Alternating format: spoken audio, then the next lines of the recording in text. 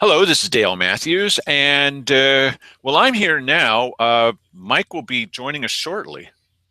Yeah, I'm here, Dale. Oh, See? he is joining us shortly. Hello, Mike. Yes, shortly, and I could be joining you.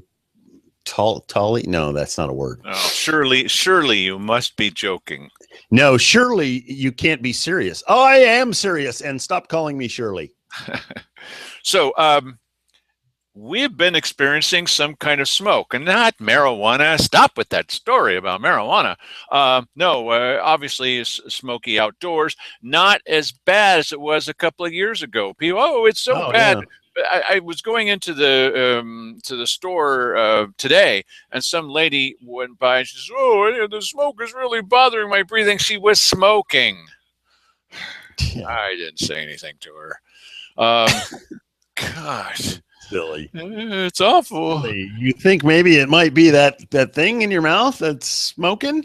What thing in my mouth? No, I'm talking. Yeah. Yeah, Yes. it's like when you say to someone, "Oh, when are you expecting?" I'm not expecting. Why would you say Yeah. that? No. Don't Never ever ever do that. say that. Don't ever ever say say that. that. Yeah, Yes. right. So Mike, you want to bring us up a little up to speed about what you know about what's happening with the fires that are raging around us at the moment. And I'm not talking about politics. We have fires that are raging around us. Thank you for that update, there you Mike go. Jones. No, I know that the Stouts fire, this is where all the smoke is coming from. And that's the one that's just to the north of us, Canyonville area. And it keeps on going, and that's where all the smoke is coming from. Although there are fires all over the area, including Northern California area too, Hayfork area, which is right around near Weaverville. That's got a big fire going on. California is loaded with fires right now. Yeah. They got them left and right. It's amazing. Well, one of the things that one of the groups that deserve a lot of praise at the moment would be the BLM, who's out there involved in battling these fires and putting together crews and etc. But this has happened before, and one of the questions that we might have in the aftermath right now, we just support them, whatever we can do, and wish them well, and don't let anyone get killed, and etc. But as part of what's happening around us, is that partly due to BLM policy, which has to do with we'd prefer to let the habitat go natural, and actually burning every once in a while is a good thing. The problem in our checkerboard pattern of control in our area is that, well, since it's a checkerboard, anytime one of their little squares goes up, then we're in danger of going up too. And by we, I mean populated areas and etc. So I asked the BLM at a meeting that they were having. It was a self-congratulatory meeting about what a great job they were doing. And I started it off, you would never believe this of me. I started it off rather benign and then asked them a tougher question than that. Mike, go ahead and play that video, if you will. 3 or 4 different fires that finally burned together into the big fire. And so it was all over the landscape. Okay, this gentleman here had his hand up next. I think most people in the room would agree that you did a champion job in fighting these fires. And if you want to talk about replanting, talk with Jim Bremble up in the front. He's a great guy, good representative of BLM. But you're not the Bureau of Fire Management. You're the Bureau of Land Management. And would you agree that some of your critics about the way that, critical of how you manage the land are actually right? They've been proven right by this. And what will you do to listen to them more carefully to prevent this in the future? So you're talking about managing for a fire resilient landscape. I am. And BLM is very interested in a fire resistant landscape as well, within the scope of the money and our ability to take projects on. BLM has had a very large, extensive fuels program for about 10 years. We've accomplished a lot, and it's a drop in the bucket. May I ask a follow-up? Yeah, go ahead. Okay, the follow-up is, of course, because there's other hands up. Of course, sir. Thank you. of course, what you're saying is that we need to pay attention to the habitat, and the habitat needs to take one of the top priority positions. That's one of the reasons we don't go in and do a lot of clearing and et cetera, except this really isn't a very good habitat anymore, is it?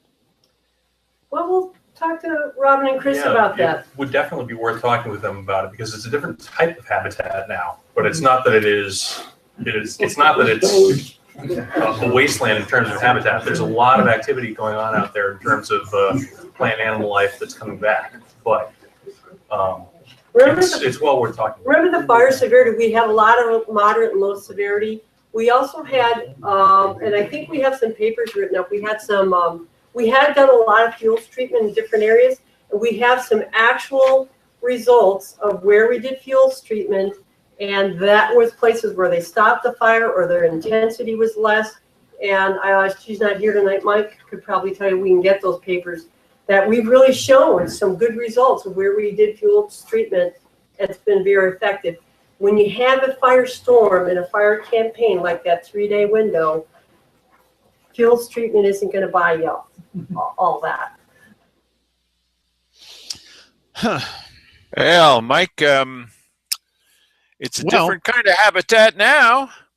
Yeah, it is, right, exactly. And listen,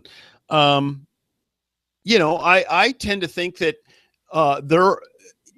it wouldn't matter what you were doing in the forest. You're going to have situations that are going to get away from you and cause, crazy damage. However, we are harvesting at such a tremendously low level now compared to what we used to do, that even responsible, I think even responsible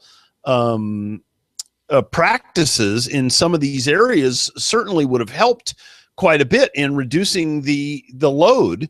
And, you know, they're talking about fuel reduction. They're talking about just going in and cutting out all the underbrush. There's no benefit to that. That's a cost. But why can't you have, managed harvesting at the same time? As you're doing that, you're going in and reducing the load underneath. Why can't these two things happen at the same time? And we're not talking about the forest equivalent of bikini wax. All we're talking about is cutting back a little bit on the overgrowth. Right. Well, they have determined that clear cutting in some places is actually beneficial, and you don't clear cut a whole hill. You clear cut a patch. Because then you've got a meadow situation can happen in there, and it's a whole different habitat. You don't clear cut everything. It's just, or listen, you could select cut everything and just do a thinning on the entire forest, in sequence, and we would have crap loads of jobs and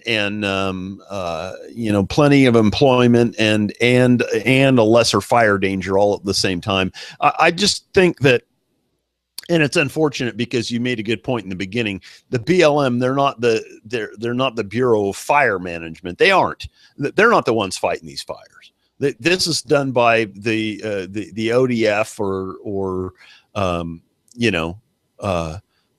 whatever the federal equivalent, but the BLM, what do they have to do with that? Well, this was a self-congratulatory meeting where they were talking about what a wonderful job they're doing out in the forest and how their top priority is habitat and that kind of stuff. Sorry, you need to explain that a bit more. So I had my question for them. Certainly is a wonderful thing to say, hey, good job, but since it was proven back then that some of their critics were right, what are they going to do into the future to listen to that and modify their behavior? Well, they didn't really answer that question. No, because they're not going to do anything. Right. Yeah. And so how long ago was that? That was in 2014. Oh, was it? Yeah, it was about a year and a half ago. Okay, so that was in the aftermath of that really bad fire that we had through here. I think was was 2012 or 2013 where it was real heavy smoke. Yes. Yeah. Well, okay. This was their after action report. Mhm. Lessons learned. Yeah. Or not. Look, it's okay. I'm with you and the audience. It's a little too early to be doing an after action report. I got it. Let's just, hope and pray and the rest of those good things. I'm totally with you. Yeah. But it's never too late to look at your policies and say, boy, have we yet learned a lesson? Probably not. Now, actually, of course, it's August. Well, gee, it's hot. Well, what a surprise. This is not the news. But is there anything that can be done? Do we play any role in this? And some would say, including the county commissioner, Simon Hare has been hot on this for a while. Hot, yeah, haha. We live in this checkerboard pattern. We manage a checkerboard pattern, and anytime your neighbor lets their forest goes up, it can affect you too. And of course. But it all belongs to all of us anyway. At least that's the theory, and we don't want to see all that happening anyway. So, are they being responsible in the way that they manage this? Why do you have to manage a forest? A good question. Why the heck do we have to manage a forest? Mother Nature's been doing, because we now live right on top of the forest in some cases. And so why do we have to manage the bear population, I suppose, so they don't end up in your bedroom? Well, it's the same thing with wolves. We've had problems with wolves in the past, and they ran them out of town, and You're talking about wolves, right? Wolves. Yes, right. Yeah. But listen. As we said before, you're not going to have a situation where all parts of the forest are manicured in the way that they should be to reduce the fire issues. However, we're cutting about 1 billion board feet a year. Okay. And if we were even coming close to what our capacity or what we could do responsibly is somewhere around 8 or 9 billion board feet per year. So there's no way that we could possibly keep up with manicuring the forest without a huge expense. Or we could go back to doing a responsible and listen, that's different things to different people. Some of these sustainability people, they say this is sustainable right now. Anything more than this is unsustainable. Yeah, but many of them are also in favor of things like biofuels and etc. At least the undergrowth, right? There's nothing. Okay, right. So go in and clean that stuff out, chip it up, and say, here you go. Here's your biomass. Knock yourself out. Yeah. But the problem is that it seems like every time that we pursue something that is, quote, good for the environment, it also is really, really bad for the economy. And so it's like right now we're about to attack coal-fired power plants. So we're basically going to shut them down because we're going to tax them out of existence. And that's going to raise the price of power for everybody. And that's going to raise the price of everything you buy, because everything you buy is either produced or maintained or refrigerated or something like that using power. And so once again, now the solution is going to become the problem. And I just think we have to stop doing it. Let's how about some moderation instead of going to the extreme in these things? You heard it here first.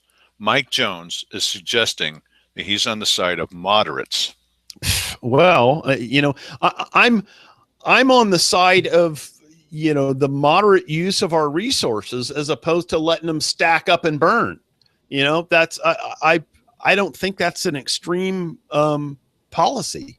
You think that we could do the same thing with economic development dollars? Either don't take them, or if we do, do something responsible with them. Look, one of the problems with this, with the BLM, is that they're listening to their experts. Always listen to the experts, but don't let the experts in an ivory tower. Sorry, that's a weird thing for me to say because I have actually lived and worked in the ivory tower for a while.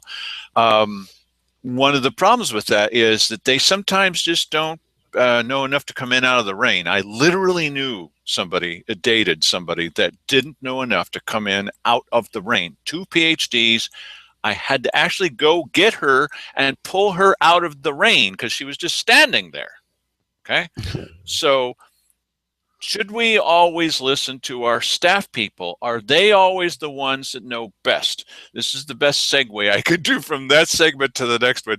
You have heard us mention in the past, a commissioner said, well, why would we not follow the advice of our staff? We actually have that little clip for it. It's a very short little clip, and you can put up with it. It's not the very best audio, but you'll hear Keith Hecht saying this. Go ahead, Mike. Mr. Hecht? Yeah, just why would the board make a different recommendation other than that, which is recommended by staff planning? Well, we have, you guys, that's our job. In the application. I realize that, and I appreciate that, and I cannot be the first to confess. I never thought of that, Chair. Well, yeah. But I'm trying to figure out, you made those allusions, those possible, etc. I'm just wanting to try to figure out, I'm not argumentative, I'm not backing your faith, I'm just trying to gather information, and that's all I'm trying to do. Yeah. Okay, made it out. In front of you today. Okay, so you heard him say it. I mean, every once in a while, it's nice to put videotape to back up what it is that we say. This happened the other day with Sherwood Walker. I never said that. Well, of course, we've got the videotape, and, you know, we're happy to play it back. But, yeah, this is the famous time where Keith Hecht said, why would we do anything that runs counter to what our staff has advised us to do? Mike, can you think of any reasons why they would ever not follow the staff recommendations? When they're wrong. How about that? or when following their recommendations just gives you more business as usual. I can think of a million reasons why. They're entrenched. It's their world. They're going to do whatever and spend whatever money they can to keep their little world chugging along. I can think of a million reasons to nuke their financing. Well, what are a couple of them that stand out in your mind, Mike, about things that the county commissioners have done? I'll start it off with one of them. We told them about these junk ordinances. Don't do this. This is not going to pass. This is a dumb idea. We're not going to vote for it. They absolutely insisted on moving through with it, and it was defeated 80% to 20. That's a huge. That doesn't happen in elections. 80% to 20 for a government proposal. Do you have others in mind, Mike?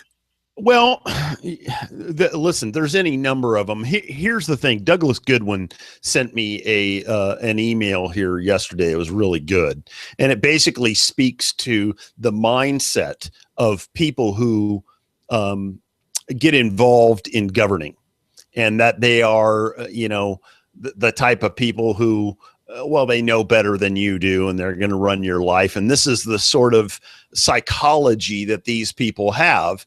And, part of that whole thing is, we are going to, we're going to come in and we're going to tell you what you can and can't do with your property. And that sets off rebellion in people, especially in a community like this where, we're already sort of rebellious. And, that the fact that she was so tone deaf, she couldn't see that wasn't going to fly. I'm surprised people didn't come up to her and say, hey, you realize this is really not going to work, No, Cheryl was telling people at the time that she was getting flooded with thanks from people for bringing this forward. And I mentioned this a couple of times, that she was being begged by people, please don't have a voter's pamphlet. Now, why does she not want a voter's pamphlet? She said it clearly. She said that then anybody at all could put some kind of argument in there saying why you shouldn't vote for this. Yes, that's the reason why she didn't want to see the counter argument. But you know what? I don't doubt that people were telling her what she wanted to hear, and they may well have even said to her, "Don't have a voter's pamphlet." After she complained about all these people wanting to have a voter's pamphlet, that they said, "Oh yeah, you probably shouldn't have." Who wouldn't want to have a voter's pamphlet? I'll tell you who wouldn't want to have a voter's pamphlet. Kool-Aid drinkers. You know, they're like, "Hey, whatever you want to do, I don't even want to know about it. I just trust you to do whatever you want to do to us." And listen, we know that Cheryl Walker hangs out, or that's her group. She sent in, what's her name? What's the gal from the Democratic Party? It came in and she'd never been to one of these things before, but she's absolutely sure that they know everything of what they're doing and that they're right in how they're controlling the meeting and all that kind of stuff. You know, when you got a bunch of Kool-Aid drinkers like that, and you surround yourself with those people, you might start believing you're right about stuff. She's actually said these meetings should be in support of the commissioners. They ought to come here and show how they're behind you. And it's all this stuff about complaining about government. I mean, it fit right in with Art Harvey, the clerk, who said those who question government are morons. Yeah. Don't forget, there's an election coming up. Art Harvey will be on the ballot. Well, these are the political class people that we need to get rid of. I'm looking at more and more and more people think, well, I don't want to have so-and-so for president because they're not very polished. They can't, speak as well as so-and-so. Listen, we were meant to be a citizen government, and you're not going to have people that are as polished in front of a camera.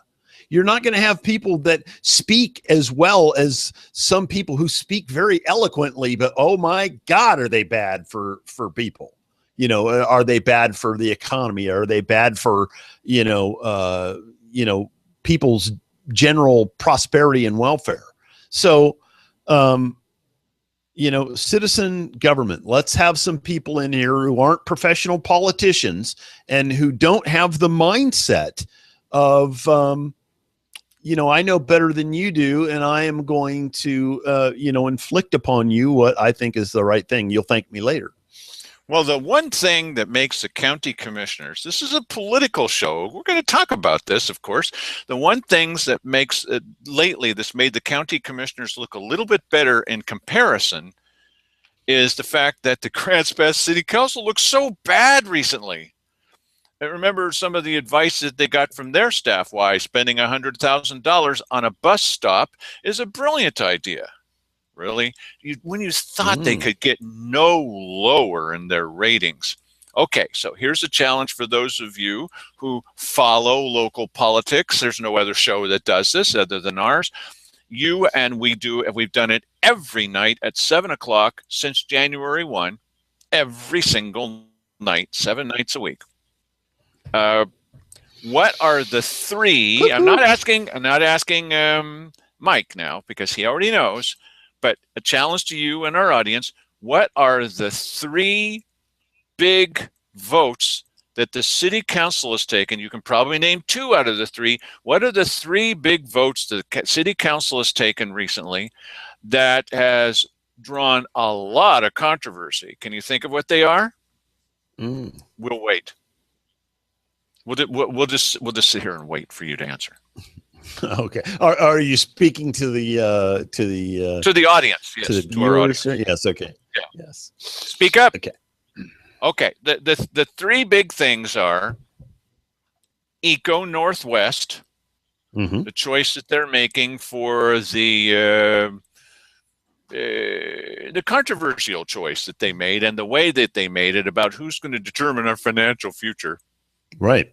And the marijuana thing, right? The marijuana thing and tax. Sales tax. Right. So tax. That's right. Tax. So we're going to be talking a little bit tonight about the marijuana thing, not because Mike smokes marijuana all the time. That's not the reason. The reason is what? That it's not the reason. Yes. No, it's not. Yes.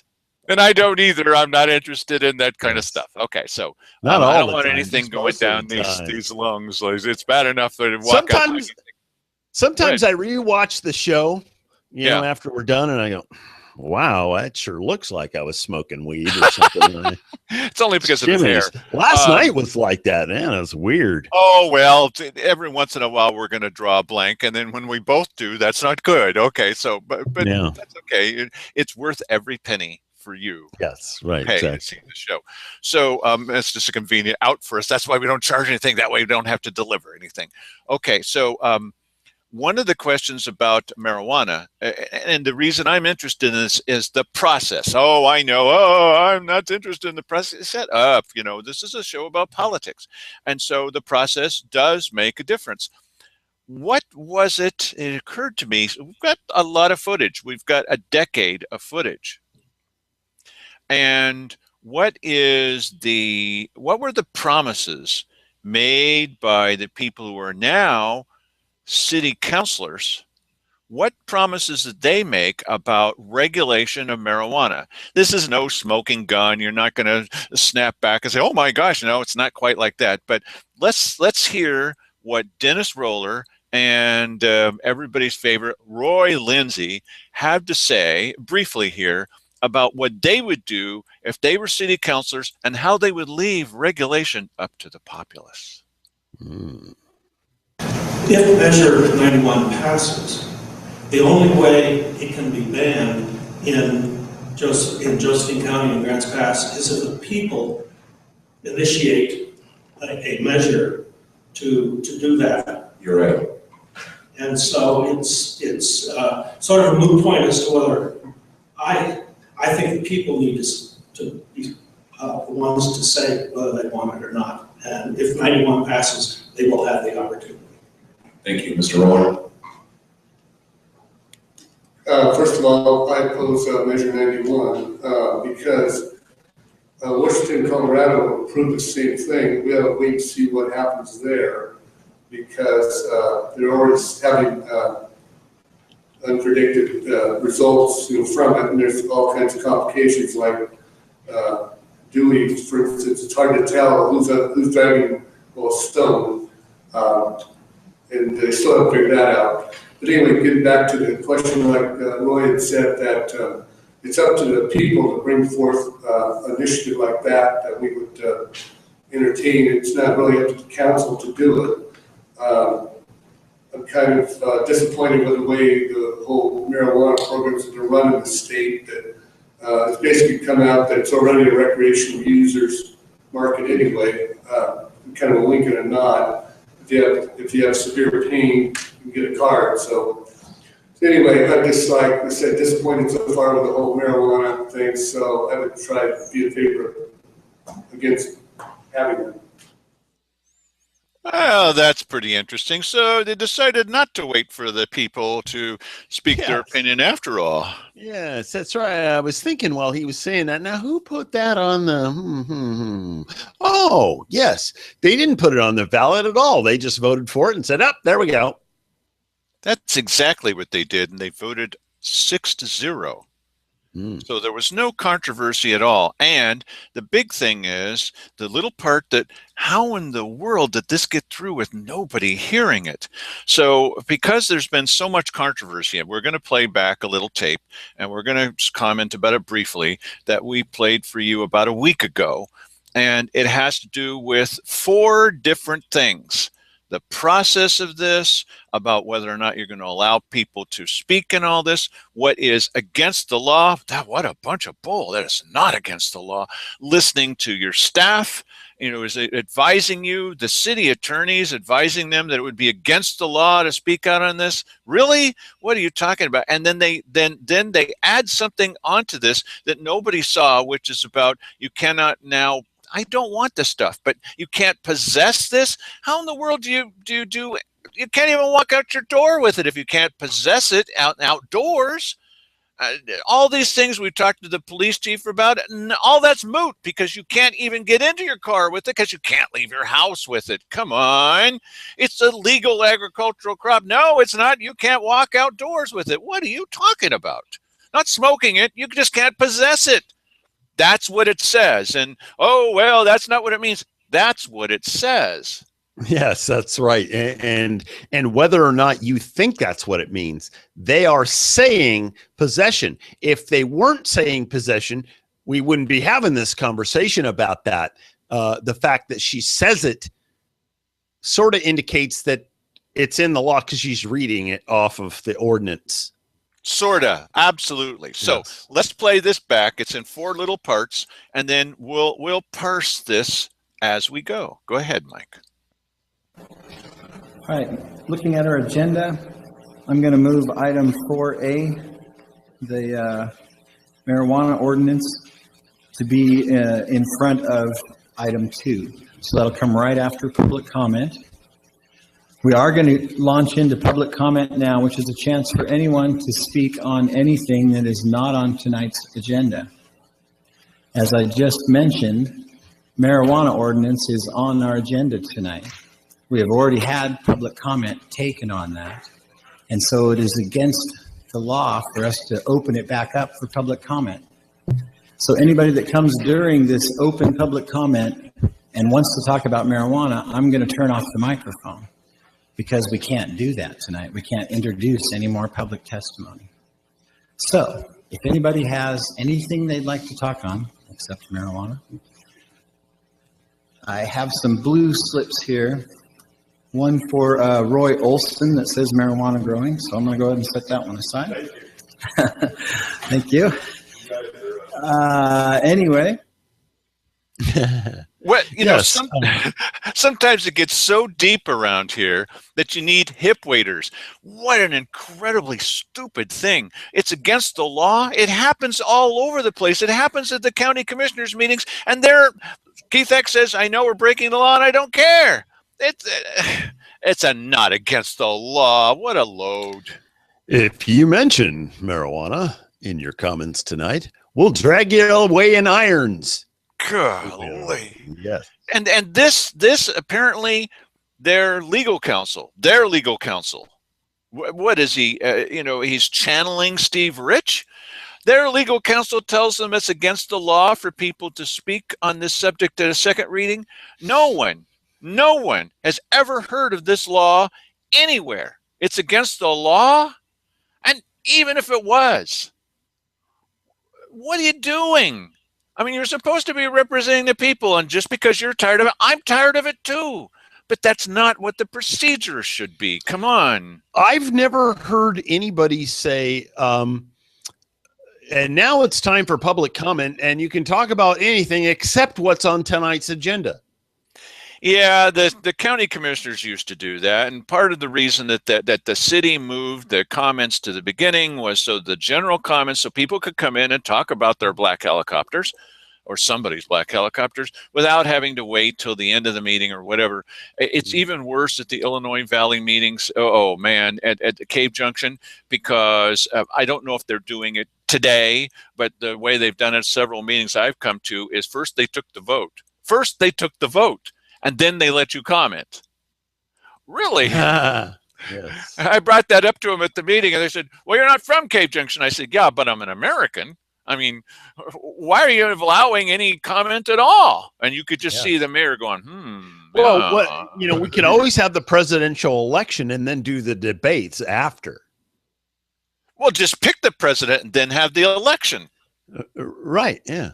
Yeah, it doesn't matter what the results. Well, we've been saying this for years anyway, that it doesn't matter. True. Now, occasionally it does matter, but you never know. It's like traffic laws. Well, this is against the law, okay, but we're not going to pursue you, really. Well, and I'm really looking forward to some difference here, and I think, and this is going off topic a little bit. Oh, you're talking about Thursday. Wait, now he's going to talk about Thursday. No, that's going to be great. Blah, blah. Okay, yeah. There's going to be 10 candidates, 10 Republican candidates on Thursday, and they're all gunning for one guy, the one controversial guy, and the only other person that's gotten any attention is a guy that's trying to be out controversial. Be more controversial than him.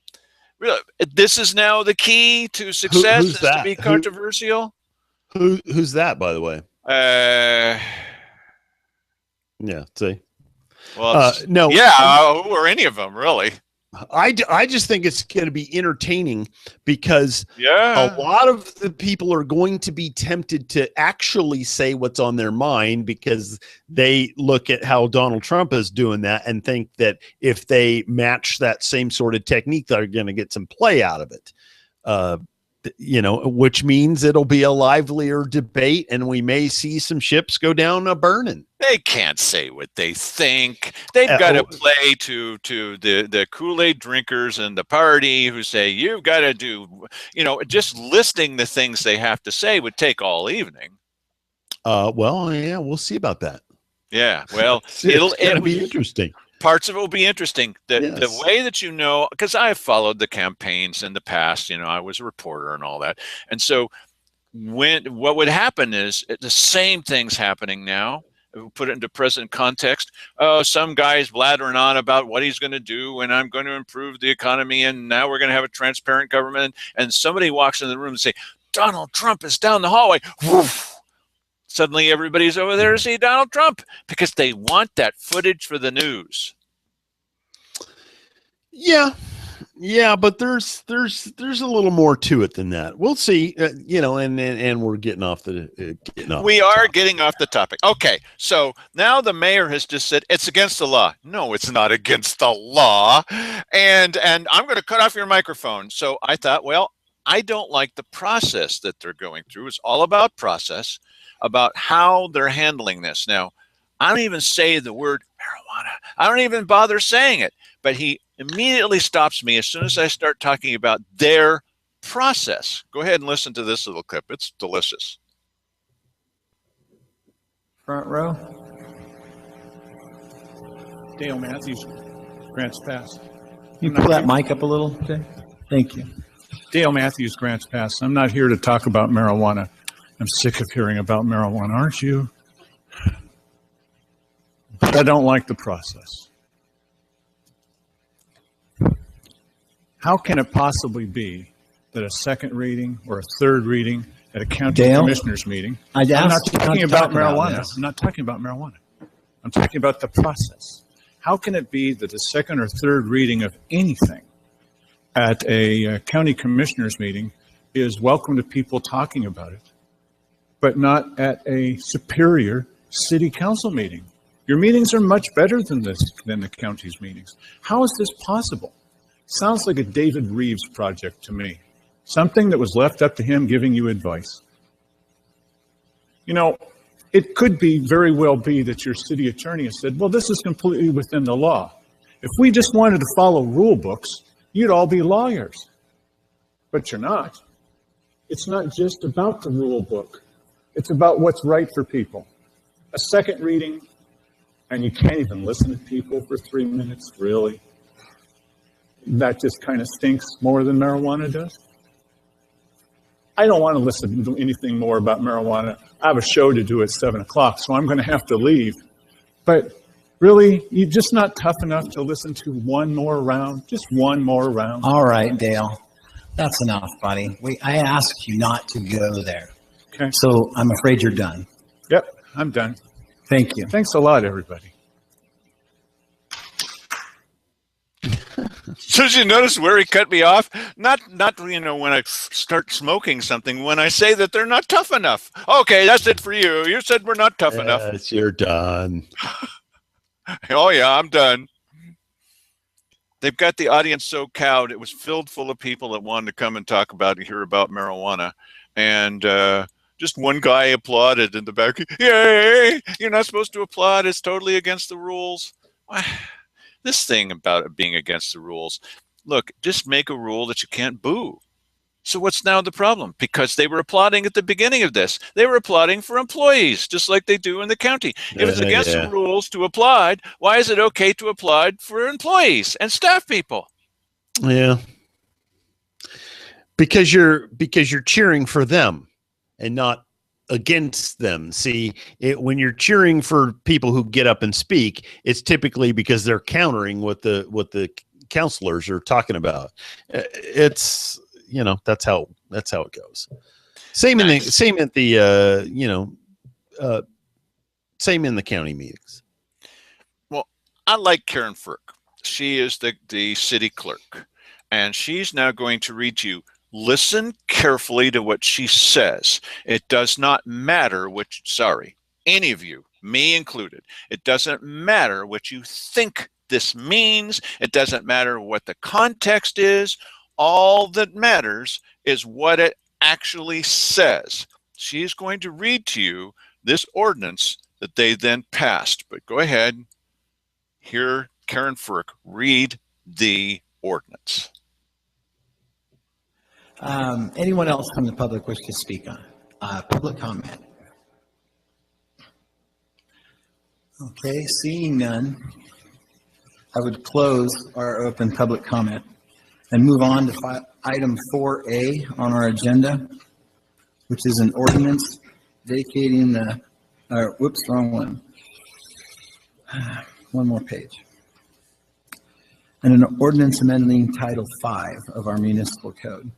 We are here for a second reading. We had a motion and a first reading of the ordinance at our last meeting. The second reading of the ordinance was not unanimous, and so we had procedurally, we delay that for 2 weeks. Our second reading is going to happen next, and then we will entertain a motion on whether that ordinance will pass or not. So, Karen, if you would give us the second reading of the ordinance with amendment. An ordinance of the Council of the City of Grants Pass amending Title 5 of the Grants Pass Municipal Code by adding Chapter 5.72, Homegrown and Medical Marijuana, to be amended as follows. Section 5.72.030A2 will now read, all cultivation, drying, curing, storage, production, processing, or possession of marijuana shall be conducted indoors, except that medical marijuana may be cultivated outdoors in accordance with state law until December 31st, 2015. Such outdoor cultivation shall be prohibited thereafter, and declaring an emergency. Thank you. So I'd return it to the council. Roy? I move the ordinance be adopted. Okay. Is there a second? Jim Williams. Seconded by Jim on the end. Jim Goodwin. Okay. Sorry. Here we go. Yeah, here we go. Now, everybody catches the part about how it's an emergency. Okay. But you heard what she said. I don't buy the idea that this was sneaked in. I don't think it was sneaked in. If it's conspiracy or lunkheads, always go with lunkheads. Possession of marijuana is now illegal in Grants Pass outdoors. Yes. So you can you bring the seed into your house from the outside? It depends on whether you classify that as marijuana. Right. Yes. So you bring in the seed, you plant it indoors, you grow it indoors, you smoke it indoors. It can never, ever leave your house. And if you step out the front door with a baggie in your hand, there's going to be a policeman there writing you a ticket. Well, do you remember when we talked with the police chief and we said to him, what's the difference between a half consumed bottle of alcohol and a half smoked joint? Now, how did that half smoked joint get into the car? It's impossible. It's literally impossible. Oh, right. Yeah. I mean, you could say, well, your license here says that you live in Grants Pass. So you want to tell me how that joint got into your ashtray? And listen, if they're pulling them over in the city of Grants Pass, it's illegal for you to possess it in your car. What does possess mean? Possess might mean that you can't have something in your pocket. How many things, really, how many things that you'd run into in everyday life? I don't run into marijuana, but I mean, how many things are illegal to possess? I mean, child porn maybe, but I mean, illegal to possess? Yeah. And you must keep it indoors. So some people believe, as opposed to Dennis Roller, well, you know, people say that, yeah, right, they're not feeling good or they've got some kind of disease. Yeah, right. Okay, there are abuses. Of course there are. But if you want to go get your and what is marijuana? Well, it's got to be edibles too, right? So if you Right. want to get your oil, nobody's going to smoke the oil and putting the oil on drinking it, putting it on Oh, yes. topically. I don't. Oh, Yeah, they are going to smoke the oil. Oh, okay, Yes, but, they but are. well, they're going to eat those brownies. This makes it easier. Sure. Well, you cannot have those brownies with that stuff in them that's going to maybe decrease the amount of erpiness, not diarrhea, the other Nausea. nausea, right? Sorry. I don't have that. You can't take this to decrease the nausea from your cancer that's killing you because you're never going to get it out of their house. Yeah, no, listen, it's stupid. It's unenforceable. People are not going to be paying any attention to it. But I'll agree with that guy's point. The whole medical marijuana thing, complete scam. It's not a complete scam. It's not a complete one. It's an incomplete. Yeah, it's a complete scam. No, like most things in county and city government, it's an incomplete scam. It's not true that everybody that suffers from nausea from cancer that's a scam. I don't believe that. Okay, yes, but listen, the push behind it. If the only people that were pushing it were people who had cancer, there's not enough of those people to equal a wave of people to pass a law that people are going to vote on. If people who had cancer are the only ones who could possibly ever get it, if you pass some certain measure, it would never ever pass because there's not enough of those people. One of the blessings about Measure 91. Again, I'm not interested in the stuff. Okay, one of the blessings about that is that's all moot now. Yes, of course, it is all moot. I was just agreeing with the guy's point. I understand that when they passed the law for medical marijuana, it was for the purpose of allowing people who wanted to use it recreationally to come up with an excuse and use it. I have no problem with people using marijuana for medical purposes at all. I don't.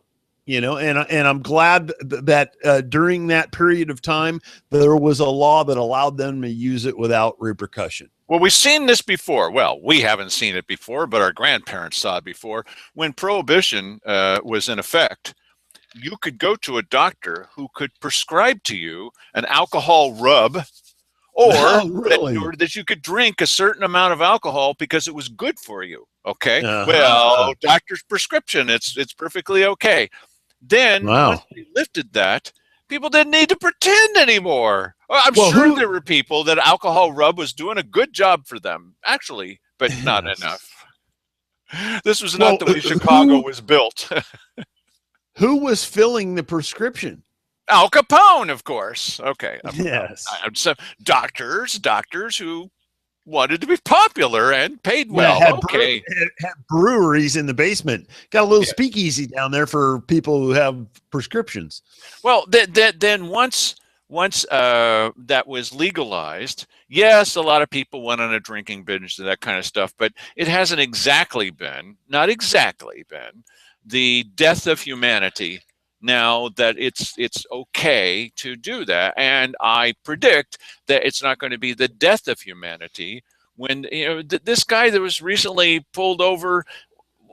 This is so stupid. He was pulled over by a policeman, and he shot the policeman, and they went back and they looked in the car, and it was like 2 ounces of marijuana. This was the offense. 2 ounces of marijuana and somebody's dead now. The guy is an idiot. The guy deserves to be locked up for killing anybody at all, especially a policeman, in my personal opinion. 2 ounces of marijuana, really? I'm sorry, I'm unfamiliar with the case. Yeah, well, the point is that decriminalization of this is going to end up. Who killed who? Well, doesn't matter what the guy's name was or even what state it was in. I mean, well, I don't know. I mean, you said somebody got killed, and then there was 2 ounces of weed in the car. Yeah, well, as it turns out, his accomplice in the car gave himself up. He didn't do the shooting, and then they found there was 2 ounces of marijuana in the car. But I shouldn't have gone there because that's a national story. Because I don't understand. Yeah, yes, you do. So we try to No, concentrate I on don't. local stuff. We do try. So now in this particular instance, now they've read this thing out. It's such, first of all, it's a lot of nonsense. It's going to be struck down by the state anyway, because it specifically says in the law that they want to avoid this particular scenario. They want to avoid that scenario. And whether the state's right, or the city is right, or the nation is right, or the United Nations is right, or the little known laws of universal physics is right, they said, don't do this. So, of course, the city of Grants Pass is doing exactly that. The thing that's going to accelerate and the repeal of this ridiculous deal is where they put in, you can't possess it. What were they thinking? I mean, it's just an open invitation to come and take this away. What a waste of time and energy. Why are they even paying a city attorney that will allow this to be written into the law? They read it aloud. We can hear what it was. We know what it says. What are they thinking?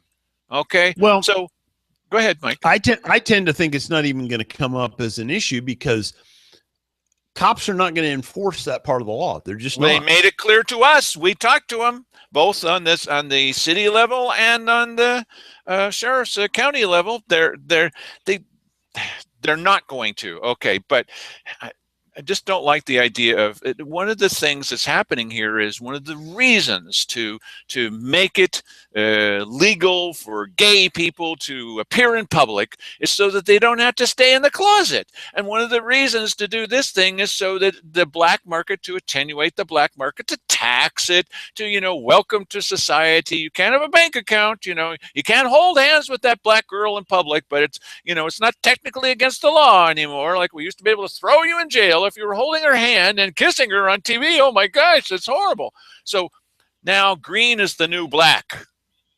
This is the point. It's not about smoking marijuana. Forget about that.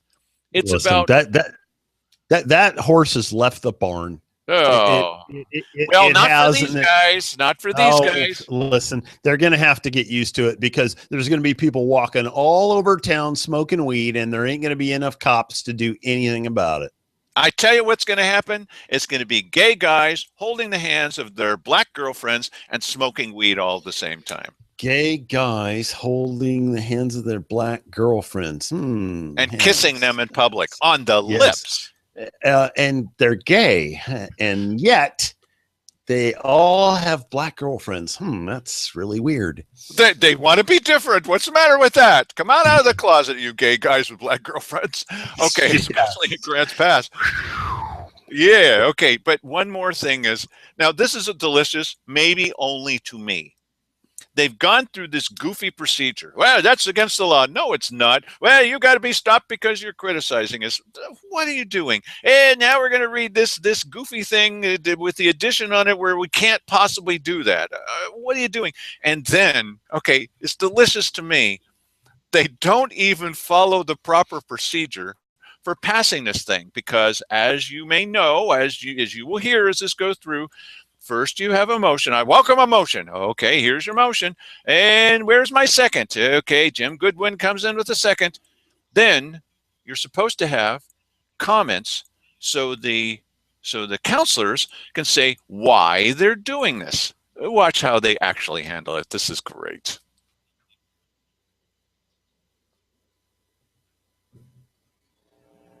Jim, should the ordinance be adopted?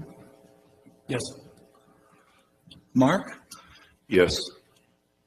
Ken? Yes. Roy? Yes. Dennis? Yes. Rick? Yes. Dan? Abstain. Then the ordinance is adopted. There were six for yes and one abstention. See all these people leaving? All right, so let's go back to our agenda, item 2A.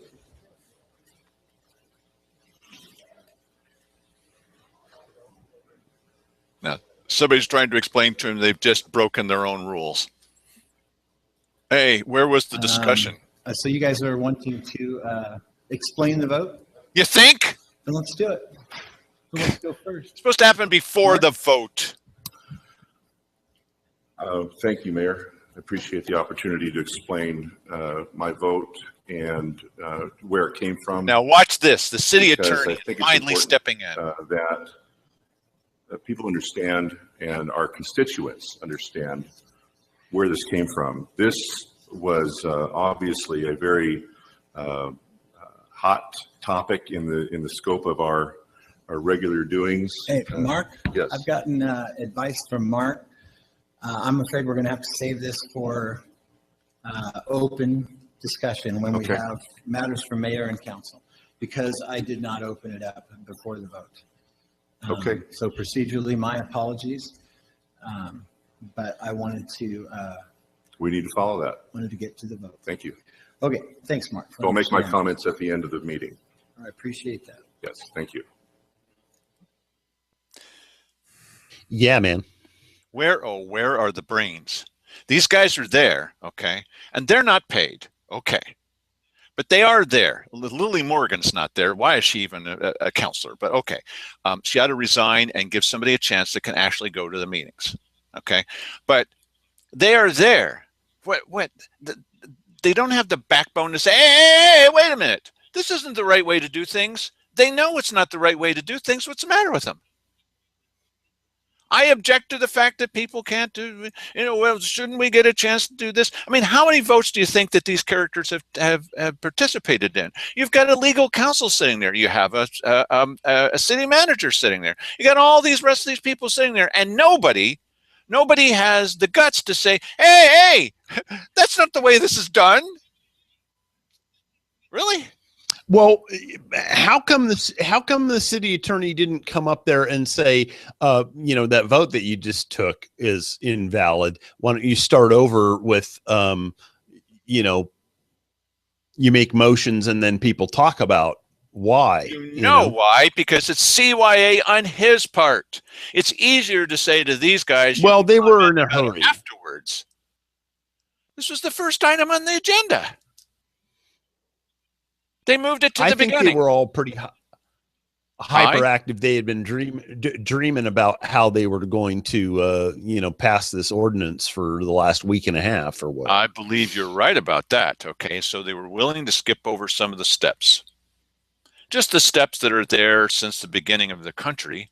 The steps that were there probably going back to old England about the right way to do things. It's just that they've been involved in politics, many of them, most of their lives, and they just can't remember. It's like Cheryl Walker saying that when there's a debate that the people who are against me always go first. No, they don't. The person is suggesting something. Anyway, the point is, it's a convenient skipping over of the process. I'm never expecting our local governments here. I don't expect them to. I'm happily surprised when they come up with good ideas.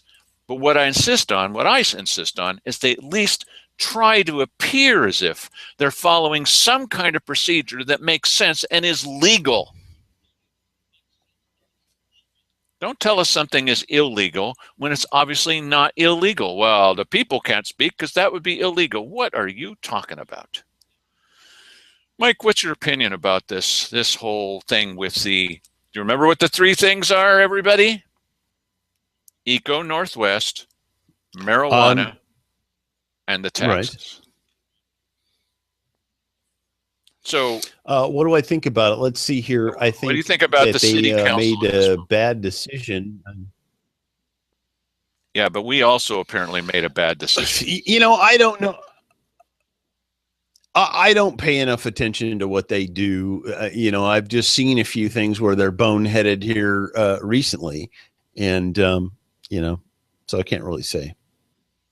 Well, things will speed up a bit more with the county commissioners. It usually ends up in a bit doldrum during the summer months. Very odd thing with the commissioners. I've seen it again and again and again when there's just two of them. And it doesn't matter what two. This is the really weird part. When there's just two of them, there's very little controversy. It's almost like a regular government. But as soon as you add in the third person, it doesn't matter who the third person is. suddenly they start saying the craziest things. I mean, okay, it gives us something to talk about, which is nice, but I'd rather have no need for this show. Wouldn't that be better if we had a newspaper? We wouldn't need a show like this. If we had regular people there, we'd be going to city council meetings instead, but we don't. And so we do. And so that's it.